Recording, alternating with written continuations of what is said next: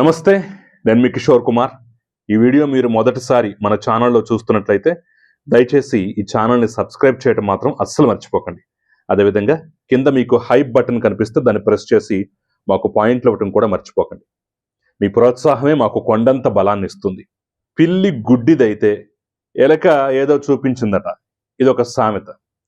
ఇప్పుడు ఆంధ్రప్రదేశ్లో పిల్లి గుడ్డిదో కాదో కాసేపు పక్కన పెడితే, పిల్లి కళ్ళు మూసి మరి ఎలక అందరికీ చూపించే ప్రయత్నం అయితే చేస్తోంది. ఎస్, తాజాగా రెండు విషయాలు మీడియాలోను సోషల్ మీడియాలోను రాజకీయంగా కూడా అందరి నోళ్లలో నానుతున్నటువంటి అంశాలు. నానటం కన్నా నాంచే ప్రయత్నం చేసి దాని ద్వారా లబ్ధి పొందే ప్రయత్నం వైసీపీ చేస్తుంది. సరే, రాజకీయం సహజంగా చేస్తారు కాబట్టి అందుట్లో తప్పే ఉంది అనుకోవచ్చు. కానీ ఆ రెండు అంశాలు చాలా దుర్మార్గకరమైనటువంటి. గత వైసీపీ ప్రభుత్వ హయాంలో విశృంఖలంగా చెలరేగిపోయినటువంటి అరాచక శక్తులు మళ్ళీ ఈరోజు సానుభూతి కోసం చేసేటటువంటి ప్రయత్నం, వాళ్ళ ద్వారా వైసీపీ గణనీయంగా ఓటు బ్యాంకు కోల్పోయి, సీట్లు కోల్పోయి అవమానపడ్డ, మళ్ళా తిరిగి వాళ్ళ ద్వారానే తిరిగి ఆ ఓటు బ్యాంకుని తెచ్చుకునే ప్రయత్నం, వాళ్ళ ద్వారానే కొన్ని వర్గాల్లో సానుభూతి తెచ్చుకునేటటువంటి ప్రయత్నం అయితే చాప కింద నీరులాగా చేస్తాం. సరే, ఈ ఉపోద్ఘాతం అంతా ఎందుకు డైరెక్ట్గా పాయింట్కి వచ్చేస్తే, ఈ మధ్య కాలంలో రెండు అంశాలు విస్తృతంగా ప్రజల నోళ్లలోనూ మీడియా నోళ్లలోనూ నానేటటువంటి ప్రయత్నం వైసీపీ చేస్తోంది. అందులో నంబర్ 1, పిన్నెల్లి సోదరుల యొక్క అరెస్టు లేదా లొంగుబాటు. నంబర్ 2, బోరుగడ్డ అనిల్ కుమార్ మళ్ళీ మీడియా ముందుకు వచ్చి తనదైన శైలిలో శోకండాలు పెడుతూ సానుభూతి తెచ్చుకునేటటువంటి ప్రయత్నం, తనకేదో జరిగిపోయిందని చెప్పి నమ్మించేటటువంటి ప్రయత్నం అయితే చేస్తున్నారు. సరే, దీని వెనక వాళ్ళకు వచ్చేటటువంటి లబ్ధి ఏంటి, ఏ రకంగా ప్లాన్ చేస్తున్నారనేది నేను కూలంకుషంగా వివరించే ప్రయత్నం చేస్తాను. ఫస్ట్, పెద్ద కేసు కాబట్టి పిన్నెల్లి సోదరులు తీసుకుందాం. పిన్నెల్లి సోదరులు తాజాగా జంట మర్డర్ల కేసులో కోర్టులో లొంగిపోయారు. ఎందుకు లొంగిపోయారు? అమ్మో, మనం అంతా అరాచకం చేసేసాం కదా, ఇది తప్పు కదా, అన్యాయం కదా, ఈ ఉసురు మనకెందుకని చెప్పేసి వాళ్ళలో పరివర్తన వచ్చి లొంగిపోలేదు.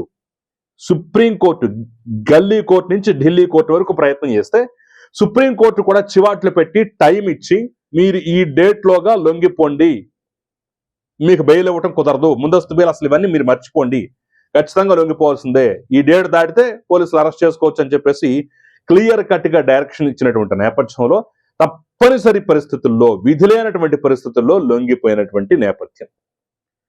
దీన్ని వైసీపీ ఏ రకంగా మార్చిందో తెలుసా? వాళ్ళు లొంగిపోవటానికి వచ్చేటటువంటి క్రమంలో వాళ్ళ ఫ్యామిలీలు రావటం, కౌగిలించుకోవటం, కన్నీళ్లు పెట్టుకోవటం, వాళ్ళ అభిమానులు రావటం, బైరెడ్డి సిద్ధార్థ రెడ్డి వంటి వాళ్ళు, ఆర్ఎస్ శ్యామల వంటి వాళ్ళు, వీళ్ళందరూ సంఘీభావంగా రావటం, ఇవన్నీ అంశాలను పెట్టేసి ఏమైందమ్మా ఈరోజు చినబోయాడే సూర్యుడు, ఇలాంటి సానుభూతి పాటలు, శోకాలు పెట్టించే పాటలన్నిటిని పెట్టేసి మహాత్ములు, స్వతంత్రోద్యమంలో పాల్గొన్నటువంటి వ్యక్తులు అన్నట్టుగా బిల్డప్ ఇచ్చేటటువంటి ప్రయత్నం, సానుభూతి తెచ్చుకునే ప్రయత్నం అయితే చేస్తాం. ఇదే పిన్నెల్లి రామకృష్ణారెడ్డి కానివ్వండి, ఆయన సోదరుడు కానివ్వండి, మాచర్లో సాగించినటువంటి అరాచకాలు మనం మర్చిపోతే ఎలాగా? జస్ట్ జంట మర్డర్ల కేసులో మాత్రమే సుప్రీంకోర్టు చెప్పింది కాబట్టి లొంగిపోయారు, లేదంటే అది కూడా జరిగేది కాదు. దాదాపు సంవత్సరం 4 నెలల్లో, సంవత్సరం 8 నెలల్లో, సంవత్సరం పైగానే ఆ పిన్నెల్లి సోదరుల్లో రెండో వాడైనటువంటి పిన్నెల్లి వెంకటరామరెడ్డి పరారీలో ఉన్నాడు. ఎన్నికల రిజల్ట్ కూడా కాదు, ఎన్నికలు అయిపోయినటువంటి 1-2 రోజుల వ్యవధిలో నుంచే ఆయన తప్పించుకుని పారిపోయి, ఆ తర్వాత పరారీ అని చెప్పేసి మొన్న ఈ మధ్య రిలీఫ్ దొరికితే బయటకు వచ్చాడు. ఇదే పిన్నెల్లి రామకృష్ణారెడ్డి కొజ్జాల్లాగా మారిపోయారు, కొజ్జాల్లాగా తిరుగుతున్నారు, వాళ్ళని వెంట వేసుకుని వీళ్ళని వెంటేసుకుని, దమ్ముంటే మగాడైతే రా, దాక్కోవటం ఎందుకని చెప్పి సవాలు విసినటువంటి రోజులు, ఆ వీడియోలు మర్చిపోయారా? ఎలక్షన్ 6 గంటలకు అయిపోతుంది, 6:01 తర్వాత బయటకు రమ్మన్నాడు, చూస్తాం అని చెప్పేసి వైసీపీ కండువా వేసుకొని మరి ఎన్నికల ముందు మీడియాకి ఇంటర్వ్యూ ఇచ్చినటువంటి దృష్టాంతాలు మర్చిపోయారా? ఎంత రాచకం, 20 ఏళ్లలో ఎంత రాచకం చేశారు. ఆఖరికి వాళ్ళ సొంత గ్రామంలో తెలుగుదేశం పార్టీ తరఫున మాణిక్యాలరావు అనేటటువంటి ఒక దళిత యువకుడు పోలింగ్ ఏజెంట్గా కూర్చుంటే అతన్ని బయటికి రప్పించడం కష్టమని చెప్పేసి, రప్పిస్తే అక్కడ కేంద్ర బలగాల భద్రత కూడా ఉందని చెప్పేసి కష్టం అని చెప్పేసి వాళ్ళ కుటుంబం ఎక్కడుందో వెతుక్కుంటూ వెళ్ళి వాళ్ళ కుటుంబ సభ్యుల్ని హింసించి, భార్య పిల్లల్ని హింసించి వీడియో కాల్ చేసి మరి ఆ వీడియో కాల్ మొత్తానికి ఇదిగో నువ్వు రాకపోతే, బయటకు రాకపోతే నీ పెళ్ళాన్ని వేసేస్తాం, నీ కొడుకులను వేసేస్తాం అని చెప్పేసి బెదిరించి వీడియో తీసి మరీ పంపించి అతన్ని భయభ్రాంతులకు గురి చేసినటువంటి అంశం. నేనే స్వయంగా అతను ఇంటర్వ్యూ చేశాను.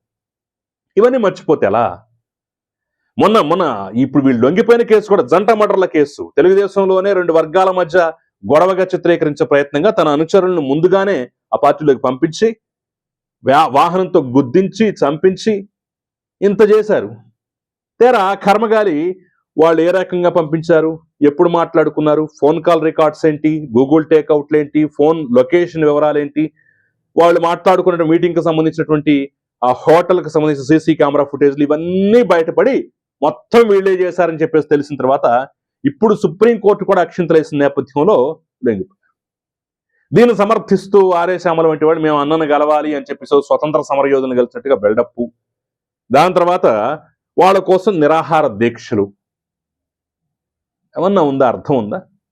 ఇప్పుడు దీని ద్వారా పొందే ప్రయోజనం ఏంటంటే అసలు మాచర్ల సోదరులు అనే వాళ్ళు అసలు గాంధీ మహాత్ముడి కన్నా చాలా సాఫ్ట్ నేచర్ కలిగిన వాళ్ళు, చాలా శాంత స్వభావులు అని చెప్పేసి బిల్డప్ ఇచ్చే ప్రయత్నం, వాళ్ళ తప్పేమీ లేదని చెప్పించేటటువంటి ప్రయత్నం, ఈ మర్డర్ల కేసు ఈ యొక్క అంశాలు ఎక్కడ వైసీపీకి చుట్టుకుంటాయని చెప్పేసి ముందుగానే కవర్ డ్రైవ్ చేసుకునే ప్రయత్నం, రెడ్ల మీద దాడి, రెడ్లను అసలు బతకనివ్వట్లేదని చెప్పేసి ఇంకో రకమైనటువంటి కవర్ డ్రైవ్ల ద్వారా ఆ సామాజిక వర్గాన్ని పోలరైజ్ చేసే ప్రయత్నం.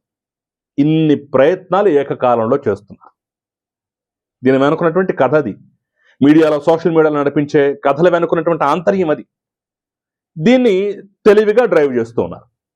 ఇక 2 బోరగడ్డ అనిల్ తాజాగా బయటకు వచ్చి ఆయన చాలా కాలం తర్వాత మీడియాకి ఇంటర్వ్యూ ఇవ్వటం మొదలుపెట్టాడు.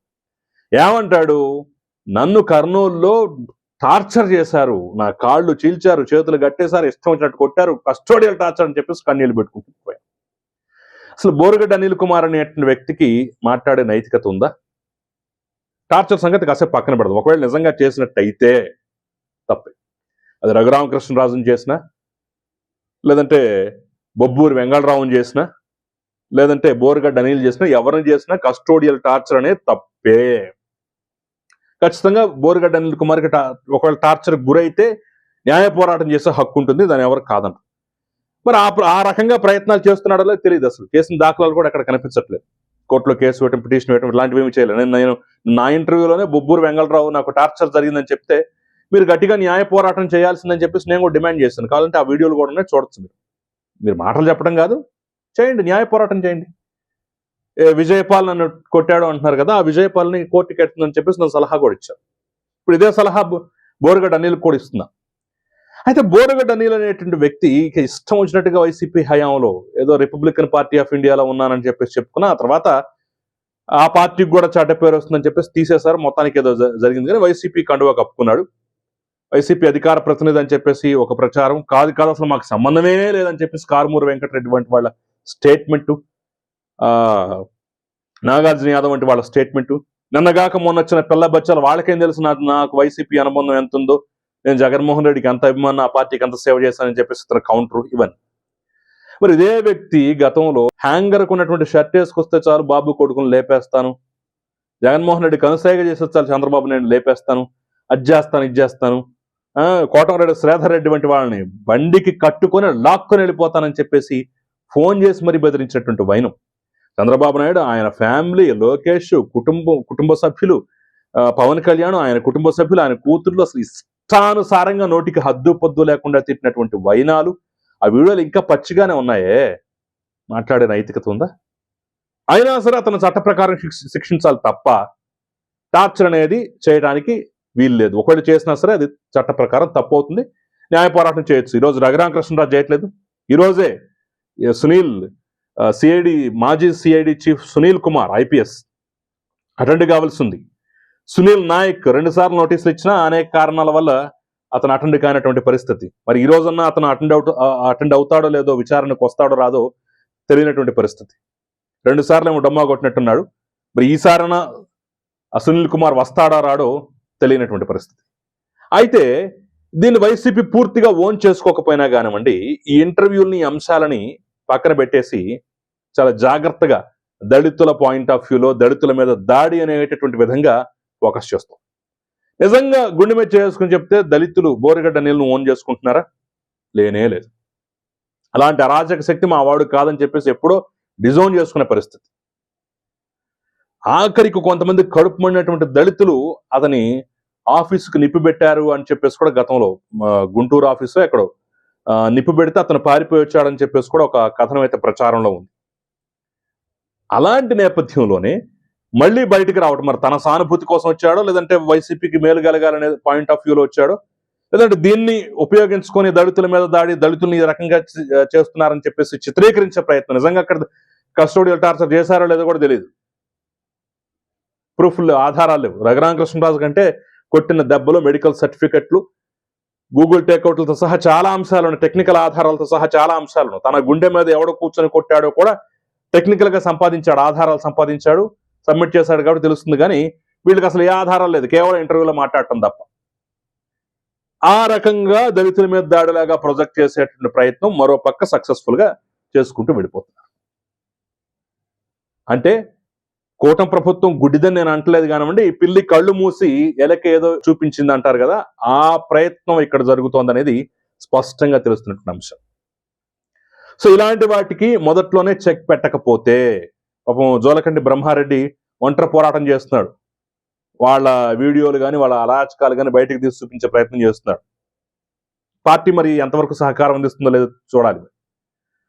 సో ఇవన్నీ తెలివిగా డ్రైవ్ చేసుకుంటూ అరాచక శక్తుల్ని ఇప్పుడు మహానుభావులుగా చూపిస్తూ చిత్రీకరించే ప్రయత్నం చేస్తూ, గాంధీ మహాత్ముడి కన్నా శాంత స్వభావులుగా చూపించే ప్రయత్నం చేస్తూ తెలివిగా చేస్తున్నటువంటి ఈ ప్రయత్నం పట్ల ప్రజలు ఎలా స్పందిస్తారు, ఎంతవరకు సానుభూతి వస్తుంది అనేది అయితే వేచి చూడాల్సిన అంశం. సో మరి ప్రతిపక్షం వాళ్ళ ప్రయత్నం వాళ్ళు చేస్తోంది, అధికార పక్షంగా మీరేం చేస్తారో, కౌంటర్ ఎలా చేస్తారో, ఎలా ఎదుర్కొంటారో వాళ్ళకి వదిలేయాలి, చూడాలి మరి. సో ఈ వీడియో మీకు నచ్చినట్టయితే 10 మందికి షేర్ చేయండి, మన ఛానల్ సబ్స్క్రైబ్ చేయండి. Thank you very much.